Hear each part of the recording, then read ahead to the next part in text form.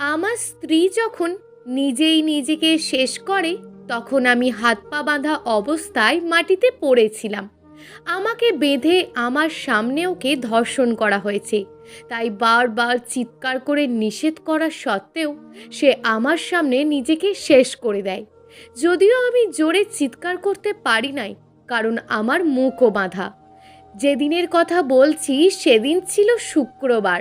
এই নদীতে শুক্রবার ছুটির দিনে মানুষের একটু চাপ বেশিই থাকে। অনেক পরে আমি বাড়িতে গেলাম। বউ আমার জন্য গরম ভাত নিয়ে বসেছিল। চুলার ওপর নিভু নিভু আগুনে তরকারি ছিল। বইটা রেখে টিউবওয়েল থেকে হাত মুখ ধুয়ে ঘরের মধ্যে গেলাম।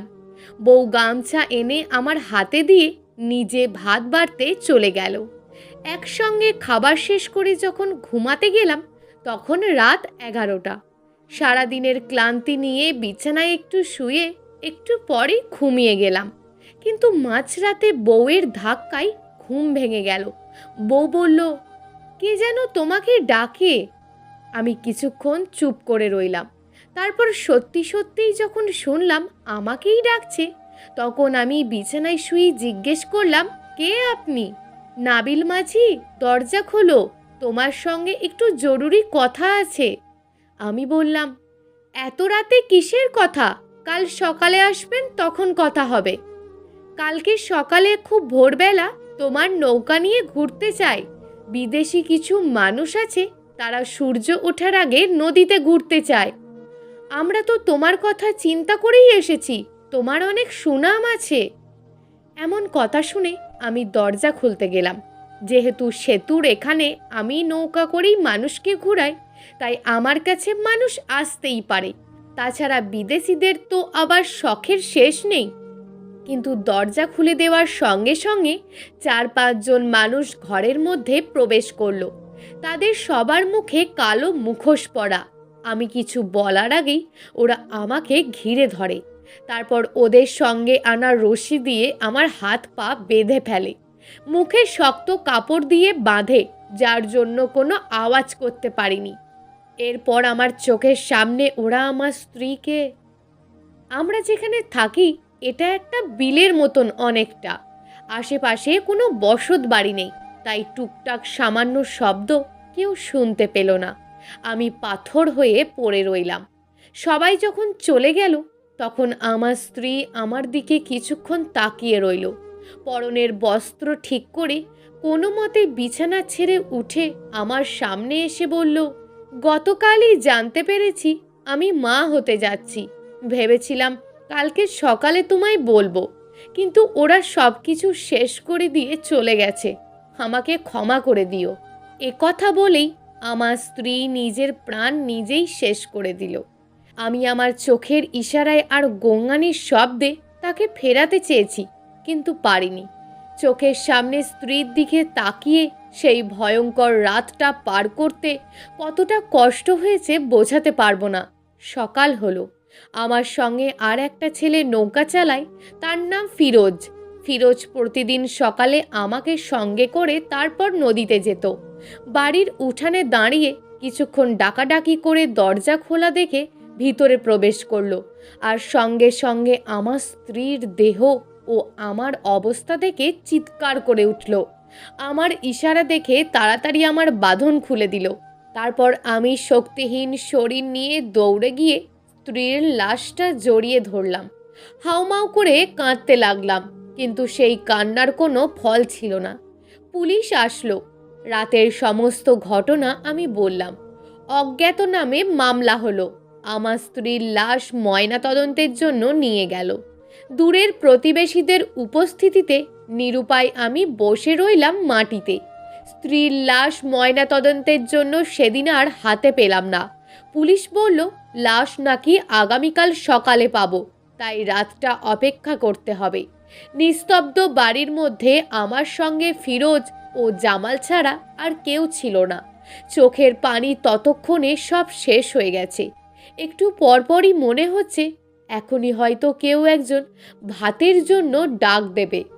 হঠাৎ করে চোখের সামনে স্ত্রীকে দাঁড়িয়ে থাকতে দেখে অবাক হলাম। তার পরনে গতকাল রাতের সেই পোশাক, ঠিক যেন সেই লাশটা আমার চোখের সামনে দাঁড়িয়ে আছে। আমি বললাম, তুমি আসছো? সে বলল, হ্যাঁ গো, না এসে কি করব? ওরা আমাকে একটা বন্ধ ঘরের মধ্যে একা একা ফেলে রেখেছে। আমার বড্ড ভয় লাগে। তোমাকে ছাড়া আমি তো থাকতে পারি না। তাহলে চলো, ঘরে চলো। না, তার আগে কলপারে গিয়ে গোসল করতে হবে। শয়তানগুলো আমাকে অপবিত্র করেছে। তুমি তো এখনো আমাকে গোসল করালে না। আমি কি কখনো এভাবে থেকেছি? না তো। তাহলে চলো। আমি ওর পিছন পিছন হাঁটতে যাচ্ছি। সামনে অন্ধকার, তবুও তাকে স্পষ্ট দেখা যাচ্ছে মনে হয়। কিন্তু আরেকটু সামনে গিয়ে আর খুঁজে পাচ্ছি না আমার স্ত্রীকে। চারিদিকে ঘন অন্ধকার।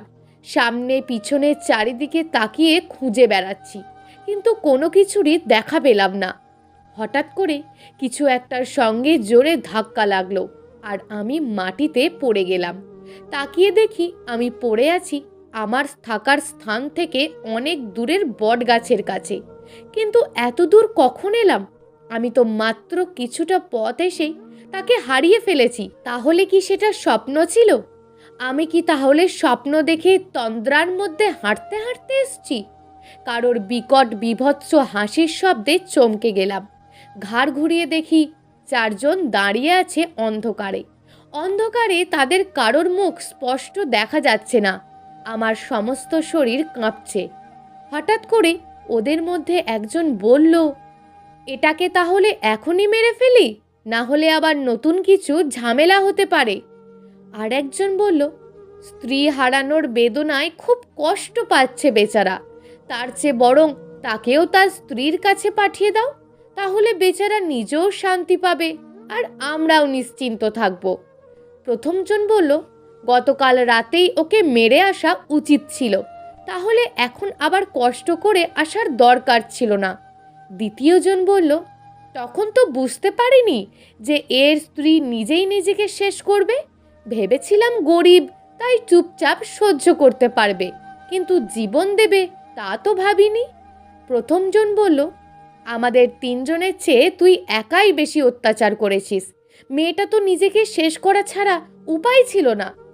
চতুর্থ একজন হাত দিয়ে কিছু একটা ইঙ্গিত দিল, আর প্রথমজন তার মুখের কাছে কান নিয়ে এসে কি যেন শুনে চুপ হয়ে গেল।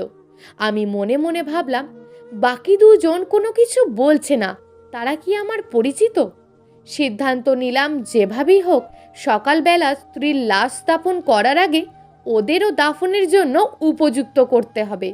কিন্তু যেহেতু ওরা চারজন, তাই কৌশলে সব কিছু করতে হবে। স্ত্রীর কান্নার তীব্র কষ্টগুলো কানের কাছে বাজছে। হাতের কাছে শক্ত কিছু অনুভব করছি। নিজের হাত দিয়ে অন্ধকারে সেটাকে আঘাত করে ইট বলে মনে হচ্ছে। সেটাকে হাতে নিলাম। ওদের মধ্যে দুজন একটু দূরে সরে গেছে, আর বাকিরা দাঁড়িয়ে আছে। আমি আস্তে আস্তে দাঁড়ালাম, আর এক কদম করে এগিয়ে গিয়ে শরীরের সমস্ত শক্তি দিয়ে একজনের মাথায় আঘাত করলাম। এমন করে আঘাত করেছি যেন হাত দিয়ে ইট পড়ে না যায়, কারণ তাহলে তো ওরা আমাকে মেরে ফেলবে, আর আমি পারবো না ওদের সঙ্গে। আঘাত সহ্য করতে না পেরে চিৎকার করে পড়ে গেল মাটিতে। বাকি লোকটা হয়তো কি করবে সেই সিদ্ধান্ত নিচ্ছে, কিন্তু ততক্ষণে আমি তাকেও এক আঘাত করে বসলাম। যদিও দুজনেই আঘাত হয়ে গেছে, কিন্তু মরেনি। বাকি যে দুজন ছিল ওরা একটু এগিয়ে এসে আবার পিছনে পালিয়ে গেল। এমন সময় প্রথম যাকে আঘাত করেছি সে আমার পিঠে গাছের ডাল দিয়ে আঘাত করলো। জানি না কতটা লেগেছিল, কিন্তু আমার মনের মধ্যে তখন শুধু ওদের হত্যা করার আকাঙ্ক্ষা। মুহূর্ত স্তব্ধ হয়ে দেরি না করে এলোপাথারি আঘাত করতে শুরু করলাম দুজনকেই। সকালবেলা চারিদিকে ছড়িয়ে পড়ল যে দুজন যুবক খুন হয়েছে বাগানের মধ্যে। আমি স্বাভাবিকভাবেই বাড়িতেই ছিলাম। সবাই ঠিকই বুঝতে পেরে গেল আমি খুন করেছি। আমার স্ত্রীর লাশ নিয়ে আসার আগেই আমাকে থানায় নিয়ে এলো।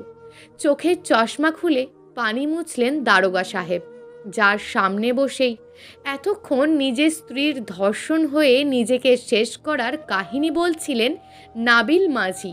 বৃদ্ধ দারোগা সাহেবের মনটা খারাপ হয়ে গেল। এই সমাজ কত নোংরামি দিয়ে ভর্তি হয়ে গেছে। রাত 12টা, দায়িত্বে নিয়োজিত প্রায় সকলেই নিভু নিভু চোখে ঢুলছে। দারোগা সাহেব জেলের তালা খুলে নাবিলকে বের করলেন, তারপর নিজের সঙ্গে করে নিয়ে বের হয়ে গেলেন অজানা উদ্দেশ্য নিয়ে।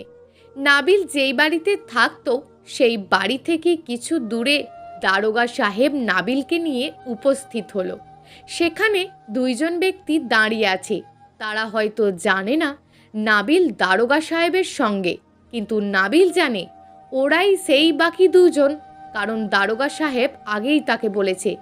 সেদিন সকালে যখন দুজনের লাশ পাওয়া গেছে তখন এরা দুজনেই প্রথম নাবিলের কথা বলে এক বাক্যে, কিন্তু আজ যখন নাবিল 4 জনের কথা বলছে তখন দারোগা সাহেব স্পষ্ট বুঝতে পেরেছে যে বাকি দুজন এরাই ছিল।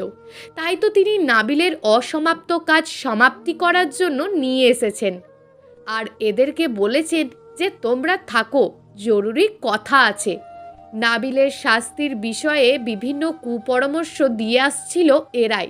নাবিলের হাতে আগে থেকেই বিশাল অস্ত্র দিয়েছিলেন দারোগা সাহেব, যেটা দিয়ে অনায়াসে তাদের শেষ করা যায়। পরদিন সকাল, গ্রামের মধ্যে হইচই হচ্ছে। আরও 2 জন খুন হয়েছে, কিন্তু কে করলো খুন? নাবিল তো জেলের মধ্যে, তাহলে এদের খুন করেছে কে?